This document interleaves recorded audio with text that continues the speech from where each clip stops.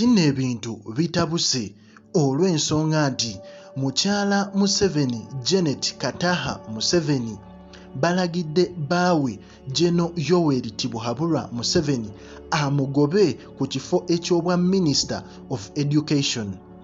Gwe najjo sinzira okubanga essaawa zino ku mukutu kwoli kugamba bugambi subscribinga onyige n'akade osobola okubanga updates zonna ezigenda maaso mu ggwanga ozifuna bulungi nnyo.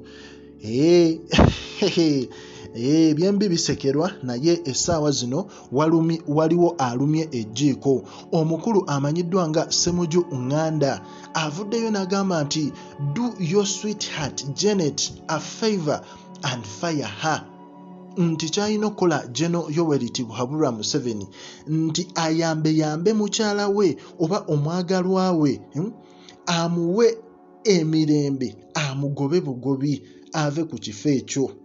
Owulira omukulu Ssemujju Nganda nga ono ye member of parliament eya Kira municipality era ng'omukulu ono ye FDC spokesperson amanyiddwa nga Ibrahim Ssemujju Nganda avuddeyo n'abanga agamba Museveni nti ye ng'omuntu kyalina okukola mukyala we amutransferringe amugye ku Ministry of Education and Sports.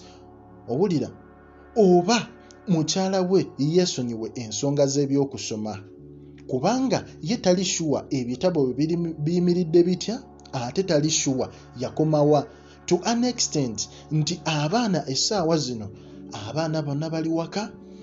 Owulira abaana tebasoma okisegeera abamu bagenda mu myaka 2. Owulira omukulu ono abadde addressinga ba reporters oba bannamawulire wali ku FDC olw'ensonga nti FDC ebeera ne kye bayita weekly press conferences. So mu mbeera eyo wali enajja nankumbi. So Ssemujju avuddeyo n'akuba ebituli mu Ministry of Education n'agikubamu ebituli. Omusajja ono si mwangu ate talina kyatya.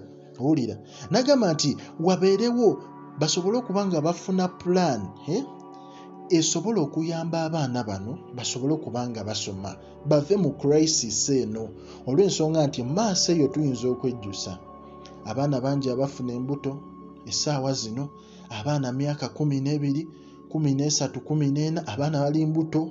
Owulira lwaki abaana bonna bali waka embeera eno egenda maaso ng'abaana tebasoma mwattu si nnungi. Owulira so already the government is in its annual performance report reveals that the set targets in education were not met. The report discussed recently at a retreat at the Prime Minister's office concluded that education service delivery is poor. About 50% of UPE pupils still fail literacy after 6 years of schools. Oyo mukulu Ssemujju yannyonnyola n'avaayo n'agamba nti we must therefore not mess up with education.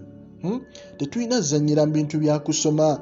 Messing up with education means dropping out.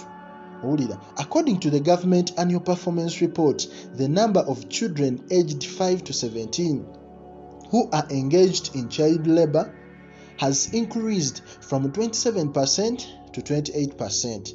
These figures are in the official government annual performance report and they are hiding them from the public. Owulira nti waliwo report eraga nti abaana okutandikira ku myaka 5 paka ku myaka 17. Owulira abaana bano essaawa zino bebalinga abali mu kye bayita casual labor oba bebakola. Owulira mwana muto myaka 10, myaka 6 naye yatandika dde okukola, yatandika dde okuyiriba. Owulira bakozesebwa mu mbeera eyo segeera n'agamba nti ate kino ekintu kyeyongedde.